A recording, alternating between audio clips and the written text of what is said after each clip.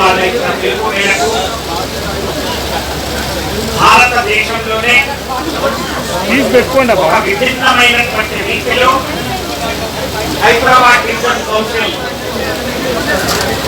జియాకి వారు జరుగుతున్నటువంటి మహాధర్నాకు అధ్యక్షత వహిస్తున్నటువంటి హైదరాబాద్ డివిజన్ కౌన్సిల్ జియాకి ప్రెసిడెంట్ శ్రీ వెంకటరెడ్డి గారికి, సెక్రటరీ సుదర్శన్ గారికి, ట్రెజరర్ సీనయ్య గారికి, అలాగే joint action committee all India లియాకి joint action committee chairman Sri VN Chari గారికి, అలాగే ఆల్ ఇండియా లియాకి 1964 ప్రెసిడెంట్ శ్రీ శ్రీకారపు శ్రీనివాస్ గారికి, all India vice president Sri Puri Venkatesham గారికి, ఎంఎస్ మూర్తి గారికి, సిడబ్ల్యూఏ లీడర్స్ కు, సౌత్ సెంట్రల్ జోన్ లీడర్స్ కు, హైదరాబాద్ డివిజన్ కార్యవర్గ సభ్యులకు, వివిధ బ్రాంచెస్ లో వచ్చినటువంటి ఏజెంట్ మిత్రులారా, ఇవాళ ఈ యొక్క ధర్నా కార్యక్రమాలు చేయడానికి ముఖ్యమైన ఉద్దేశం ఏంటంటే భారతదేశంలో 80% ఏజెంట్లను రిప్రజెంటేట్ చేసేటువంటి 4 గొప్ప సంఘాలను ఐడెంటిఫై చేసి ఈ 4 సంఘాలను 4 స్తంభాలలాగా ఒక యూనిఫికేషన్, ఒక జాయింట్ యాక్షన్ కమిటీ యొక్క అంబ్రెల్లా కింద తీసుకొచ్చి ఒక జాయింట్ యాక్షన్ కమిటీ ఫామ్ చేసి ఆ జాయింట్ యాక్షన్ కమిటీలో శ్రీ విఎన్ చారి గారిని చైర్మన్ గా చేసి వారి ద్వారా ఇవాళ యాక్టివిటీస్ ఏవైతే చేస్తా ఉన్నామో ఒక చార్టర్ ఆఫ్ డిమాండ్ తయారు చేసి అంటే club members revenue committee report తయారు చేసి ఆ 2 కమిటీల ద్వారా ఈ యొక్క రిపోర్ట్స్ ను చార్టర్ ఆఫ్ డిమాండ్స్ ను మేనేజ్మెంట్ కు సబ్మిట్ చేసిన తర్వాత మేనేజ్మెంట్ వాళ్ళు ఒక మీటింగ్ కు ఇన్వైట్ చేయడం జరిగింది. ఆ మీటింగ్ సెంట్రల్ ఆఫీస్ లో జరిగినప్పుడు చార్టర్ ఆఫ్ డిమాండ్స్ మీద 10 మంది రిప్రజెంటేటివ్ కలిసి ఒకటే మాటతో చాలా ప్రాపర్ గా రిప్రజెంట్ చేసిన తర్వాత దురదృష్టవశాత్తు మనకు రావాల్సినటువంటి అనుకూల స్పందన ఈ యొక్క ఎల్ఐసి మేనేజ్మెంట్ సెంట్రల్ ఆఫీస్ నుండి రాకపోవడానికి కారణం వల్ల ఇవాళ మనం అందరం ఇవాళ భారతదేశంలో 248 బ్రాంచ్లలో ఇలాంటి ఒక నిరసన కార్యక్రమాలు మనం చేపడతా ఉన్నాం. ఇవాళ ముఖ్యంగా మీరు ఆలోచించినట్లయితే ఫైనాన్స్ మినిస్టర్ మన Bhagwat Karad minister of finance for the state of the union minister is the incharge for the insurance and banks. వారితో ఒక 45 నిమిషాలు ఢిల్లీలో ఈ యొక్క జాయింట్ యాక్షన్ కమిటీ రిప్రజెంటేటివ్స్ అందరం కలిసి మాట్లాడారు. 45 నిమిషాలు మాట్లాడిన తర్వాత అయ్యా గ్రాట్యుటీ ఈ యొక్క ఎల్ఐసి ఏజెంట్ల గ్రాట్యుటీ 3 లక్షల నుండి 5 లక్షల రూపాయలు చేశారు. కేవలం 2 లక్షల రూపాయలు 2018 నుండి అంటే సుమారుగా 4 సంవత్సరాలు. ఎందుకంటే ఇవాళ ఈ యొక్క లైఫ్ ఇన్సూరెన్స్ కార్పొరేషన్ హిస్టరీలో ఇప్పటి వరకు కూడా ఏ భారతదేశ ప్రభుత్వం కూడా ఒక్కసారి ఎల్ఐసి గ్రాట్యుటీని పెంచినటువంటి ప్రతిపాదన పంపినట్టయితే మాక్సిమం 6 నెలల కాలంలో నోటిఫికేషన్ అయి మనకి ఇంప్లిమెంట్ అయ్యేది. కానీ దురదృష్టవశాత్తు 2018 నుండి ఆ యొక్క ఫైల్ ను మినిస్ట్రీ ఆఫ్ ఫైనాన్స్ లో పెట్టుకొని ఇప్పటి వరకు అది గ్రాంట్ చేయకపోవడాన్ని వారి దృష్టికి తీసుకొని వచ్చిన తర్వాత వారు ఒక మాట చెప్పారు, తప్పకుండా మీ యొక్క ఇష్యూని మేము సాల్వ్ చేస్తాము, ఈ గ్రాట్యుటీని ఇది చేస్తామని చెప్పారు. మేము కూడా నమ్మాము. ఆ తర్వాత మళ్ళా దాని మీద కూడా ఎలాంటి స్పందన రాలేని పరిస్థితుల్లో సీతారాం శ్రీనివాస్ గారు చెప్పారు పార్లమెంట్లో నిర్మలా సీతారామన్ కలిసి చేసినప్పుడు. అయితే ఒక విషయం ఏంటంటే వారు నిర్మలా సీతారామన్ గారు ఫైల్ నా టేబుల్ మీద లేదని చెప్పారు. కానీ ఇవాళ మన యొక్క ఫైల్ ఎల్ఐసి మేనేజ్మెంట్ ద్వారా డిపార్ట్మెంట్ ఆఫ్ ఫైనాన్షియల్ సర్వీసెస్ కు పంపించడం జరిగింది. మొన్ననే ఒక ఏజెంట్ కూడా ఆర్టీఐ ద్వారా ఏదైతే ఇన్ఫర్మేషన్ తీసుకున్నాడో దాంట్లో కూడా ఆర్టీఐ ద్వారా ఈ యొక్క life insurance corporation of India gratuity enhancement file it is under examination అని చెప్పి ఆర్టీఐ ద్వారా రిప్లై కూడా రావడం జరిగింది. సో ఇలాంటి పరిస్థితుల్లో ఒక విధంగా ఎల్ఐసి ఈ విధంగా చేస్తా ఉంటే రెండో విషయం వచ్చిందంటే ఇన్సూరెన్స్ రెగ్యులేటరీ డెవలప్మెంట్ అథారిటీ ఈ దివాషి స్మార్ట్ ఎవరైతే ఉన్నారో వారు ఇంతకు ముందు మినిస్ట్రీ ఆఫ్ ఫైనాన్స్ లో ఫైనాన్స్ సెక్రటరీగా పనిచేసి వారు రిటైర్ అయిపోయిన తర్వాత ఇమీడియట్ ఇక్కడ పోస్ట్ చేయడం జరిగింది. వారు వచ్చినప్పటి నుంచి చూసినట్లయితే ఇన్సూరెన్స్ లో ఆయన ఒక మాట చెప్తున్నాడు, ఇన్సూరెన్స్ పెనెట్రేషన్ పెంచాలి. ఓకే, ఇన్సూరెన్స్ పెనెట్రేషన్ ఇండియాలో పెంచాలంటే 13 లక్షల మంది ఏజెంట్లు, 1,08,000 మంది ఎంప్లాయీస్, లైఫ్ ఇన్సూరెన్స్ కార్పొరేషన్ మొత్తం కలిపి ఇన్సూరెన్స్ పెనెట్రేషన్ చేయడానికి మేము ఖచ్చితంగా దాంట్లో పాలు పంచుకుంటామని చెప్పాం. కమిషన్ లో ఏదో రిఫార్మ్స్ తీసుకొస్తానని చెప్పేసి మొన్న మీరు చూశారు. ఎల్ఐసి ఏజెంట్ యొక్క కమిషన్ పాలసీ బాండ్ లో ప్రింట్ చేయాలంటే మీరు ఎక్కడైనా చెప్పండి, ఎక్కడైనా చెప్పండి, ఇవాళ మీరు టీవీ కొంటున్నారు పై లేదా ఇంకా ఏదైనా వస్తువు కొంటున్నారు, దాని ప్రైస్ చెప్తారు, ఆ ప్రైస్ చెప్పిన తర్వాత మనం ప్రైస్ కొంటాం. దాంట్లో మేనేజ్మెంట్ కాస్ట్ ఎంత, ప్రొడక్షన్ కాస్ట్ ఎంత, సేల్స్ మేనేజర్ కమిషన్ ఎంత, లేకపోతే పనిచేసే వాళ్ళ సాలరీస్ ఎంత, ఇవన్నీ మెన్షన్ చేస్తారని చెప్పండి. మరి ఏ ప్రోడక్ట్ లో ఏ గ్రేడ్ లో లేనటువంటి విషయాన్ని ఇవాళ పాలసీ బాండ్ లో కమిషన్ డిస్క్లోజ్ చేస్తున్నారంటే, ఏజెంట్ కూడా డిస్క్లోజ్ చేస్తారంటే అప్పటికి కూడా ఏజెంట్ అందరూ మేమందరం కూడా వాళ్ళకి ఒక సమాధానం ఇచ్చాం. ఓకే, ఏజెంట్ యొక్క కమిషన్ ఏజెంట్ పేరు పాలసీ బాండ్ లో ప్రింట్ చేస్తున్నారు, చేయండి. ఎట్లా చేయాలంటున్నామంటే, ఒకవేళ agent commission expenses of the management అంటారు. ఈ ఎక్స్పెన్సెస్ ఆఫ్ ది మేనేజ్మెంట్ లో 3 పార్ట్స్ ఉంటాయి. ఏమేమి ఉంటాయి? ఒకటి commission paid to the insurance agent, remuneration paid to the insurance intermediary and remuneration paid to the reinsurance commission, and also benefits and salaries paid to the employees, and also other expenses of the management. ఈ 3 parts ఉన్నాయి కదా. ఈ 3 parts కనుక తీసుకున్నట్లయితే సుమారు 22,000 కోట్ల రూపాయలు LIC ఏజెంట్ల కమిషన్ అయితే, 26,000 కోట్ల రూపాయలు ఎంప్లాయీ సాలరీస్ అయితే, 10,000 రూపాయలు ఎక్స్పెన్సెస్ ఆఫ్ మేనేజ్మెంట్ అయితే, ఇవన్నీ కలిపి మా యొక్క కమిషన్ ఎందుకు పెడతావు? మొత్తం 56,000 కోట్ల 54,000 కోట్ల రూపాయలు ఏదైతే ఉందో ప్రతి పాలసీ బాండ్ లో మాత్రం అందరికీ తెలియజేయడం. అంటే ఇదంతా ఎందుకు జరుగుతా ఉంది? నేను ఇంకొక మాట చెప్తాం.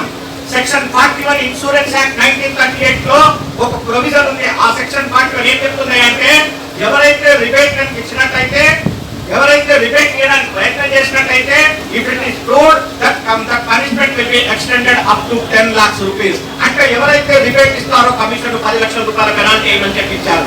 మరి వాళ్ళ మీరేం చేస్తున్నారు? పాలసీ బాండ్ కమిషన్ ఇంక్లూడ్ చేసి పాలసీ హోల్డర్ని ఎంకరేజ్ చేస్తున్నారా? మా యొక్క కమిషన్ మాకు కొట్టబెట్టడానికి మాకు వచ్చేటువంటి కమిషన్ మీరు పాలసీ హోల్డర్కు పంచమని చెప్తున్నారా? ఒకవేళ అన్ని ప్రాడక్ట్స్ లో ఇండియాలో జరిగేటువంటి అన్ని సర్వీసెస్ లో ఇదే కనుక చేసినట్టయితే ఎల్ఐసి కూడా సిద్ధంగా ఉంది. ఎల్ఐసి ఏజెంట్లు కూడా మా పాటు కూడా మేము ఇవ్వడానికి. అనేది పద్ధతి కాదు. ఇది 1938 సెక్షన్ యాక్ట్ లో సెక్షన్ 41 లో మీరు వైలేట్ చేసి ఇలాంటి ప్రలోభాలకు మీరు గురి చేస్తున్నారు. కాబట్టి దీన్ని మేము ఎలాంటి పరిస్థితుల్లో యాక్సెప్ట్ చేయమని చెప్పి అన్ని సంఘాలు, life insurance corporation of India, మిగతా insurance agents, general insurance agents, అన్ని రకాల డెవలప్మెంట్ ఆఫీసర్స్, బ్రోకర్స్, కార్పొరేట్స్ అందరు కలిపి ప్రెషర్ చేసినటువంటి పరిస్థితుల్లో అప్పుడు ఐఆర్డీఏ చైర్మన్ గారు no no no no no మేము ఎలాంటి డిసిషన్ తీసుకోలేదు. అలాంటి డిసిషన్ కనుక తీసుకున్నట్టయితే స్టేక్ హోల్డర్ల యొక్క మేము ఒపీనియన్ తీసుకుంటామని చెప్పాడు. కానీ ఎప్పుడు కూడా ఈ ప్రపోజల్ ఖండించలేదు. మేము ఇక ముందు ఇలాంటి ప్రపోజల్ తీసుకోమని చెప్పారు అని అనలేదు. కాకపోతే మిమ్మల్ని సంప్రదిస్తాము ఈ డిసిషన్ తీసుకున్నప్పుడు అంటే దాని అర్థం ఏంటంటే, ఏదో ఒక రోజు ఈ యొక్క policy holders policy bond commission print చేయాలనేటువంటి ఆలోచన ఏదైతే ఉందో దాన్ని ముక్త కంటంగా మనం అందరం ఖండించి రేపు ఐఆర్టీఏ వాళ్లకు నేను బిఎన్ చారి గారు, మన ఎంఎస్ పూర్తి గారు, సింగారం శ్రీనివాస్ గారు, ఐఆర్టీఏలో ఉన్నటువంటి ఎగ్జిక్యూటివ్ డైరెక్టర్ ను, మెంబర్ ఆఫ్ ది లైఫ్స్ ను, మిగతా ఆఫీసర్స్ అందరినీ కలిసి ఇదంతా ఎక్స్ప్లెయిన్ చేసిన తర్వాత కొంతవరకు అది సత్తుమని తప్ప దాన్ని ఇంకా అట్లాగే ఉన్నది. ఇది కాకుండా మొన్న ఏం చేశాడు, ఒక 15 రోజుల కింద ఒక exposure draft for the payment of the commission to the insurance agent, intermediaries and also మనకి ఇవన్నీ కలిపి ఒక ఎక్స్పోజర్ డ్రాఫ్ట్ ఇచ్చేశాడు. ఏంటి ఎక్స్పోజర్ డ్రాఫ్ట్? అసలు ఎక్స్పోజర్ డ్రాఫ్ట్ లో ఏం చేశాడంటే, వాళ్ళకు ఒక ఆలోచన ఎట్లా అయిపోయిందంటే, భారతదేశంలో ఎల్ఐసి ఏజెంట్ సంపాదిస్తున్నారు అన్నటువంటి ఆలోచన వాళ్ళకి వచ్చింది. నేను ఇప్పటి వరకు కూడా ఇప్పుడు చెప్తా ఉన్నాను, ఇవాళ భారతదేశంలో లైఫ్ ఇన్సూరెన్స్ కార్పొరేషన్ ఆఫ్ ఇండియాలో 13,26,000 మంది ఏజెంట్లు ఉన్నట్లయితే ఇప్పటికి కూడా సంవత్సరానికి 10,000 రూపాయలు అంటే నెలకు 950 రూపాయలు సంపాదించలేనటువంటి ఎల్ఐసి ఏజెంట్లు సుమారు 1,69,000 మంది ఏజెంట్లు ఉన్నారండి. అంటే చూడండి మా యొక్క ఏజెంట్ల యొక్క స్థితిగతులు ఎలా ఉన్నాయో మీరు చూడండి. అదే కాకుండా 25,000 నుండి 50,000 సంపాదించే ఏజెంట్లు ఎంతమంది అంటే 1,43,000 మంది ఏజెంట్లు ఉన్నారు. అంటే టోటల్ గా చూసినట్లయితే 50,000 కూడా సంవత్సరానికి సంపాదించలేనటువంటి ఇన్సూరెన్స్ ఏజెంట్ల సంఖ్య ఎల్ఐసిలో భారతదేశంలో సుమారు 5,03,000 మంది ఏజెంట్లు ఉన్నారు. 13 లక్షల మంది. కానీ ఏమైనా 10 లక్షల పైన సంపాదించే ఏజెంట్లు ఎంతమంది ఉన్నాయంటే కేవలం 28,000 మంది ఏజెంట్లు ఉన్నారండి. 10 లక్షల పైన సంపాదించారు. ఎక్కడ వస్తుంది మా కమిషను? పేపర్లలో చూపిస్తున్నారు, సోషల్ మీడియాలో చూపిస్తున్నారు, మాకేదో 35% ఇస్తున్నారు. తీసుకున్నామన్నారు, 40% తీసుకున్నారు. టోటల్ కమిషన్ కనుక చూసినట్లయితే 26,000 కోట్లల్లో కేవలం 10,00,000 కోట్ల రూపాయలు రెన్యువల్ కమిషన్ వచ్చినట్టయితే, సింగిల్ ప్రీమియం మీద 500 కోట్లు వచ్చినట్టయితే, మిగతా 9,700 కోట్లు లాస్ట్ ఇయర్ 1,92,000 ప్రీమియం ఇచ్చినట్టయితే, దాని మీద పర్సెంటేజ్ కనుక తీసినట్టయితే కేవలం 16% మాత్రం కమిషన్ ఇస్తున్నారు, 35% కమిషన్ కాదు. ఎక్కడ ఇస్తున్నారు? ఒక పాలసీ హోల్డర్కి ఇస్తే సరిపోతుందా? ఆవరేజ్ కమిషన్ రేట్ చూసినట్టయితే ఒకప్పుడు 9% ఉంటే ఏజెంట్ల కమిషన్ ఆవరేజ్ రేషియో కనుక తీసుకున్నట్టయితే it has come down to 7.04%. Last year తీసుకున్నట్టయితే ఇది 5.39% వచ్చింది. అయితే ఇవాళ కమిషన్ రేషియో తగ్గిపోతుంది, కమిషన్ పెంచుతున్నామంటున్నారు, వ్యాపారం పెరుగుతుంది, కానీ అనుకున్నటువంటి కమిషన్ ఇవాళ అట్రాక్ట్ అయినట్టయితే సంవత్సరానికి 4 లక్షల మంది ఏజెంట్లు ఎందుకు టర్మినేట్ అయిపోతున్నారు ఇన్సూరెన్స్ రంగంలో నేను అడుగుతా ఉన్నాను. ఇవాళ ఐఆర్డీఏ చైర్మన్ అవునా కదా చెప్పండి. ఇలా అంత అట్రాక్షన్ ప్రొఫెషన్ ఎల్ఐసి అనుకుంటే సంవత్సరానికి 4 లక్షల మంది ఎందుకు టర్మినేట్ అయిపోతా ఉన్నారు? ఎన్ని లక్షల మంది వాళ్ళ 10 సంవత్సరాల కనుక తీసుకున్నట్టయితే సుమారు 35 నుండి 40 లక్షల మంది టర్మినేట్ అయిపోయారండి. అయితే ఇవాళ ఏం చేస్తున్నారు? మన ఐఆర్డీఏ చైర్మన్ ఏం చేస్తున్నాడు? ఎక్స్పెన్సెస్ ఆఫ్ ది మేనేజ్మెంట్ అంటే దానికి లింక్ పెట్టి మన కమిషన్ 20% తగ్గించి ఒక్కటి అర్థం చేసుకోండి. కమిషన్ అంటే ఎల్ఐసి ఏజెంట్లకు పే చేస్తారు, రెమ్యునరేషన్ అంటే ఇంటర్మీడియట్ అంటే brokers, corporate agents, web aggregators, IMS కు వీళ్ళందరూ పే చేస్తారు. మరి ఇది కాకుండా ఎక్స్ట్రా రివార్డ్స్ అంటారు. ఈ రివార్డ్స్ అనే దాంట్లో ఏమొస్తున్నాయి అంటే రివార్డ్స్ లో ఆఫీస్ అలవెన్స్ వస్తుంది, గ్రాట్యుటీ వస్తుంది, గ్రూప్ ఇన్సూరెన్స్ వస్తుంది, మెడికల్ ఇన్సూరెన్స్ వస్తుంది, కార్ ఇన్సూరెన్స్ వస్తుంది. ఇవన్నీ రివార్డ్స్ కింద వస్తాయి. ఇంతకుముందు 2016 సర్కులర్ ఇష్యూ చేశారు. 2016లో నిజంగా ఇవాళ చెప్పినట్టయితే భారతదేశంలో ఆ రోజు మనం ఇన్సూరెన్స్ బిల్ కి వ్యతిరేకంగా, స్వరూప్ కమిటీ వ్యతిరేకంగా రామ్లీలా మైదానంలో ధర్నా చేసినప్పుడు ఆ రోజు మనం అందరం ఏం చెప్పామనంటే, అయ్యా మాకు చట్టబద్ధమైనటువంటి ఇన్సూరెన్స్ యాక్ట్ లో 1938 లో మాకు స్టాట్యూటరీ ప్రొటెక్షన్ ఏదైతే ఉందో ఇవాళ ఆ స్టాట్యూటరీ ప్రొటెక్షన్ తీసేశారు. ఆ ప్రొటెక్షన్ తీసిన తర్వాత ఎల్ఐసి ఏజెంట్లను మీరు ఎట్లా కాపాడుతారని ఆ రోజు పిఎస్ విజయన్ ఐఆర్డీఏ చైర్మన్ ఉన్నప్పుడు, నేను అడ్వైజరీ కమిటీ మెంబర్ ఉన్నప్పుడు ఆ రోజు ప్రశ్నించినట్టయితే ఆ రోజు వారు చెప్పారు, మీరు వరి కావాల్సిన అవసరం లేదు, మేము చూస్తామని చెప్పారు. 2 parliamentary standing committee, Yashwant Sinha parliamentary standing committee on finance, select committee parliamentary standing committee on finance, Chandar Mitra కమిటీలు, ఈ 2 కమిటీల ముందు ఆ రోజు నేను ప్రెసిడెంట్ గా ఉన్నట్టు శ్యామ చక్రవర్తి గారు సెక్రటరీ జనరల్ ఉంటే మేమిద్దరం కూడా పార్లమెంటరీ స్టాండింగ్ కమిటీ కూడా మేము ఎవిడెన్సెస్ డిపోజ్ చేసినప్పుడు ఆ రోజు 2 కమిటీల నుండి మేము ఫేవరబుల్ గా ఏజెంట్ల యొక్క స్టాట్యూటరీ ప్రొటెక్షన్ ఏదైతే ఉందో దాన్ని ఏ పరిస్థితుల్లో చట్టం నుండి తొలగించదని చెప్పి రాసిన తర్వాత చందర్ మిత్రా కమిటీ వాళ్ళు ఒక మాట చెప్పారు, అయ్యా ఎప్పుడైతే ఎల్ఐసి ఏజెంట్స్ ఉంటారో వాళ్ళ కమిషన్ కనుక డిజైన్ రెగ్యులేషన్స్ కనుక డిజైన్ చేసినప్పుడు ఎల్ఐసి ఏజెంట్ల దగ్గర అదే ఇవాళ 2015 ఇన్సూరెన్స్ లాస్ అమెండ్మెంట్ యాక్ట్ అని ఉంది, దాంట్లో సెక్షన్ 43 చాలా 3 ఏం చెప్తున్నాయంటే వైల్ ఫ్రేమింగ్ ద రెగ్యులేషన్, ఎప్పుడైతే ఏజెంట్ల కమిషన్ ను రెగ్యులేషన్ చేస్తావో ఆ రెగ్యులేషన్ చేసినప్పుడు పాలసీ హోల్డర్ ఏజెంట్ల యొక్క ఇంట్రెస్ట్ ను పరిగణనలోకి తీసుకొని అప్పుడు మాత్రమే నువ్వు రెగ్యులేషన్ ఫైల్ చేయాలంటే ఇవాళ కొత్త చైర్మన్ వచ్చిండు, నేను తగ్గిస్తా అంటే మీరు అర్థం చేసుకోండి. 2016లో ఇదే ఏజెంట్లకు ఎంత కమిషన్ అని రాశారు, ఎంత కమిషన్ ఇచ్చారంటే ఇస్తామని రాశారు, అని దాంట్లో ఏమని ఇచ్చారు? ఫస్ట్ 5 ఏళ్ల టర్మ్ ఉంటే 15%, 6 ఇయర్స్ ఉంటే 18%, 7 ఇయర్స్ ఉంటే 21%, 8 ఏళ్ళు ఉంటే 24%, 9 ఏళ్ళు ఉంటే 27%, 10 ఏళ్ళు ఉంటే 30%, 12 ఏళ్ళు పైన దాకుంటే 35%, ఒకవేళ రెన్యువల్ కమిషన్ అయితే 7.5% ఇవ్వాలని చెప్పి ఆ రోజు రెగ్యులేషన్స్ ఇచ్చారు. 2006లో ఇచ్చినటువంటి రెగ్యులేషన్ ఇవాళ 7.5% రెగ్యులేషన్. ఏ ఇన్సూరెన్స్ ఏజెంట్ కన్నా 7.5% రెన్యువల్ కమిషన్ వచ్చిందంటే చేతులు లేవట్టండి, లేకపోతే షేమ్ షేమ్ షేమ్ అని చెప్పండి. ఇవాళ ఐఆర్డీ ఏమని మభ్యపెడుతుంది, అయ్యా నీకు ఫస్ట్ ఇయర్ కమిషన్ తగ్గించేస్తాము, ఎక్కడయ్యా నువ్వు తగ్గించేది? నేను ఇవాళ నా క్యాపిటల్ ఇవాళ ఇన్సూరెన్స్ ఏజెంట్ యొక్క క్యాపిటల్ ఎక్స్పెండిచర్ ఎక్కడ స్టార్ట్ అవుతుంది అంటే ఎవరైనా స్టేట్ రెవెన్యూ పాలసీ అంటే ఇస్తారా చెప్పండి? ఇది 10 పాలసీ 10 ప్రాస్పెక్ట్లు మనం అటెండ్ చేయాలా. మొదటి ప్రాస్పెక్ట్ ఐడెంటిఫై చేయాలా, తర్వాత ఆయన ఫోన్ చేయాలా, మన ఖర్చు ఫోన్ కాల్ తో స్టార్ట్ అవుతుంది, తర్వాత ఆయన రమ్మంటాడు, ఆఫీస్ పోవాలా, ఆఫీస్ స్కూటర్ మీద పోవాలా లేదా కార్లు పోవాలా, మన టైం మన ఎనర్జీ తర్వాత పెట్రోల్ ఖర్చు ఒక్క ప్రాస్పెక్ట్ తో తయారవుతుంది. అవునా కదా చెప్పండి? ఇంకా 10 మందిని ప్రాస్పెక్ట్లు కలిస్తే 10 మంది మీద మేము ఎంత ఖర్చు పెడతాం ఇన్సూరెన్స్ ఏజెంట్, నువ్వేదో నాకు పెద్ద కమిషన్ ఇస్తున్నావు ఇస్తున్నాను చెప్తున్నావు, నువ్వు 10 మందిలో ఖర్చు పెడితే నువ్వు ఇచ్చేదానికి ఒక్క కస్టమర్ అవుతున్నాడు. మేమందరం పోయి 10 మంది వ్యక్తులను కలిస్తే ఒక్కరు మాత్రమే పాలసీ హోల్డర్ అవుతున్నాడు. కానీ మా ఖర్చు 10 మంది మీద ఖర్చు పెడుతున్నాం. ఇది ఎందుకు ఐఆర్డీఏ చైర్మన్ ఇవాళ అర్థం చేసుకోలేకపోతున్నారంటే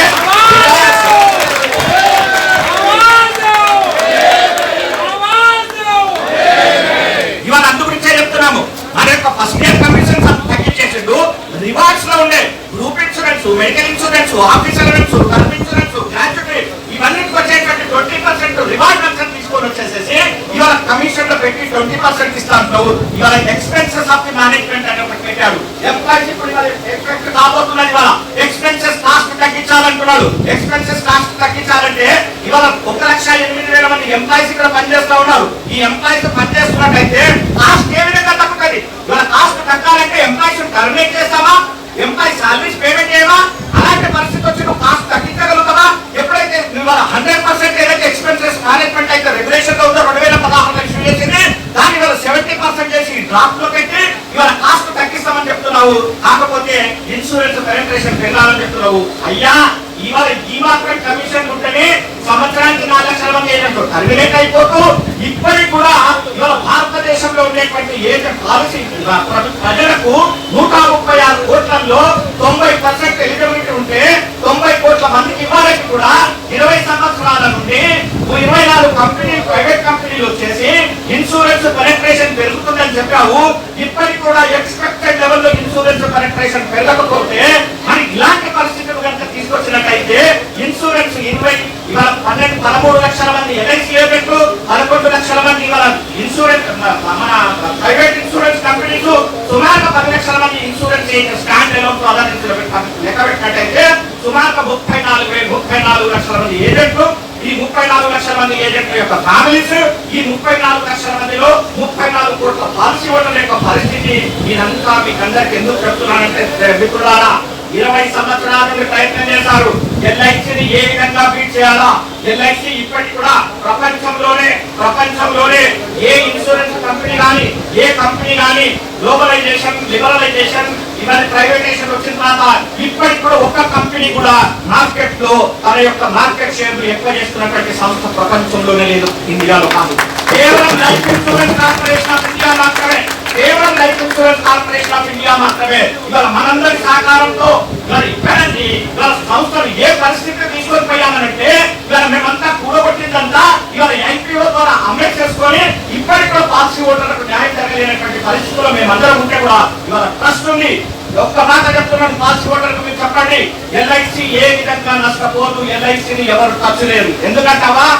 యోగక్షేమం మహాభ్యహం అనేటువంటి యొక్క ఏదైతే ప్లేస్ ఉందో అది హోలీ భగవద్గీత నుండి తీసుకొచ్చి వాళ్ళ ఎల్ఐసికి పెట్టారు. కాబట్టి ఈ భగవద్గీత ఉన్నంత వరకు, ఈ కలియుగం ఉన్నంత వరకు లైఫ్ ఇన్సూరెన్స్ కార్పొరేషన్ బీట్ చేసే కంపెనీ ఎన్ని కుతంత్రాలు ఎన్ని కుయుక్తులు చేసినా దాన్ని బీట్ చేసేటువంటి శక్తి ఎవరికి లేదు అని చెప్తున్నాను. దాన్ని ఏం చేశారు? 20 సంవత్సరాల నుండి ఎల్ఐసి మార్కెట్ షేర్ అన్నింటికంటే ఎక్కువ ఉంది. ఎట్లా చేయాలా, నేను ఎట్లా కొట్టాలా, 20 సంవత్సరాల ప్రయత్నాలను విఫలమవుతున్నాయి. కొంతమంది ఇలాంటి డెబాసిస్ కాంపేటువంటి ఐఆర్డీఏ చైర్మన్ లాంటి వ్యక్తులతో కుమ్మక్కై కొంత కాన్స్పిరసీ చేసి అసలు ఆ రూట్ కాజ్ ఏంటి, ఈ ఎల్ఐసి డెవలప్ అవడానికి రూట్ కాజ్ ఏంటని చూసిన తర్వాత ప్రైవేట్ కంపెనీలో వచ్చేటువంటి వ్యాపారము 50% పైన ఆల్టర్నేటివ్ ఛానల్స్ లో వస్తుంది. కేవలం సైడ్ ఏజెంట్స్ ద్వారా ఒక 40-45% వస్తుంది. కానీ లైఫ్ ఇన్సూరెన్స్ కార్పొరేషన్ ఆఫ్ ఇండియాలో ఇవాళ ఎన్ని ఆల్టర్నేటివ్ ఛానల్స్ ఉన్నా కూడా 93% బిజినెస్ అనేది కేవలం మన ద్వారా వస్తుంది. ఈ 93% వ్యాపారం మనం వేసుకుంటే మనని వల్ల ఎల్ఐసిని కొట్టాలంటే ఏం చేయాలని ప్రైవేట్ కంపెనీస్ అని ఆలోచించి ఇలాంటి కుయుక్తులని ఓహో ఇదా కారణము, ఈ 93% బిజినెస్ అంతా ఈ 13 లక్షల మంది ఇండివిజువల్ ఏజెంట్ చేస్తున్నారు, వీళ్ళని కొట్టాలంటే ఏం చేయాలని చెప్పేసి మొదలు ఒక పాలసీ బాండ్ మీద కమిషన్ అనేది తీసుకురొచ్చారు. జగన్ ప్రెషర్ ఎక్కువ తర్వాత ఆగిపోయారు. ఇప్పుడు ఏం చేశారు? కమిషన్ తగ్గిద్దాము, ఇదేదో పెంచుతాము, 7.5% 10%. అరే నాయనా 2016 6 సంవత్సరాల నుండి ఈ రోజు వరకే నీ ఐఆర్డీఏ ఇచ్చిన సర్కులర్ని ఇప్పటి వరకు ఇంప్లిమెంట్ చేయలేవు. 7.5% కమిషన్, ఇలా నువ్వు 10% కమిషన్ ఇస్తామంటే ఇలా మేము పిచ్చోళ్ళమా నిన్ను నమ్మడానికి? కాబట్టి ఇది నమ్మద్దు ఫ్రెండ్స్. అందుగురించే ఇలా చెప్తున్నాను, ప్రైవేట్ కంపెనీ కుయుక్తులన్నీ ఈ ఏజెంట్లను కొడితే తప్ప ఈ ఎల్ఐసి బాగుపడదు.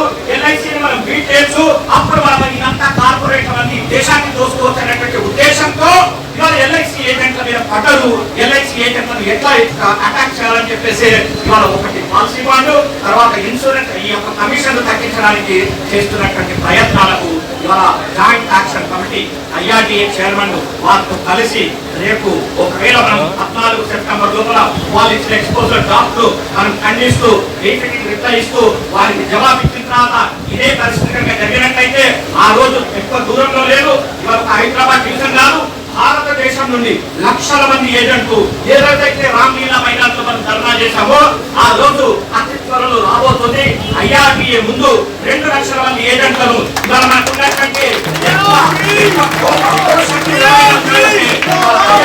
కాబట్టి బిఎన్ఆర్ గారి సమక్షంలో బిఎన్ఆర్ గారి నాయకత్వంలో ఇవాళ ఐఆర్డీఏ ముందు ఒక 2 లక్షల మంది ఏజెంట్లతో ఒక ధర్నా కార్యక్రమం రూపొందించాలని ఈ పత్రాలు పనిచేసిన తర్వాత తప్పకుండా ఈ ఒక కార్యక్రమం రూపొందించి మన ఏజెంట్ యొక్క సంరక్షణ కొరకు ఇక్కడ ఉన్నటువంటి లీడర్లు పనిచేస్తారని చెప్పి తెలియజేస్తూ ఎక్కువ సమయాభావం ఉంది కాబట్టి ఆల్రెడీ మన ప్రెసిడెంట్ వెంకటరెడ్డి గారు నిలబడితేనే నాకు సూచన వచ్చింది క్లోజ్ చేస్తామని. కాబట్టి కరెక్టే, ఎందుకంటే వారికి తెలుసు ఇంతమందిని మెయింటైన్ చేసి వాతావరణాన్ని లెక్కలు పెట్టుకున్నామని చూసి ఈ యొక్క రన్ చేయాలి. కాబట్టి నాకు ఈ అవకాశం ఇచ్చినటువంటి వెంకటరెడ్డి గారిని, సుదర్శన్ గారిని, సీనయ్య గారిని నిజంగా మీరు వండర్ఫుల్ జాబ్ చేశారు. మిమ్మల్ని మనస్ఫూర్తిగా ఇంతమంది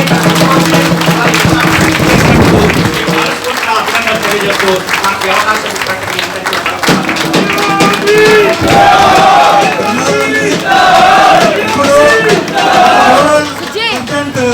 పోటీగా వచ్చారు.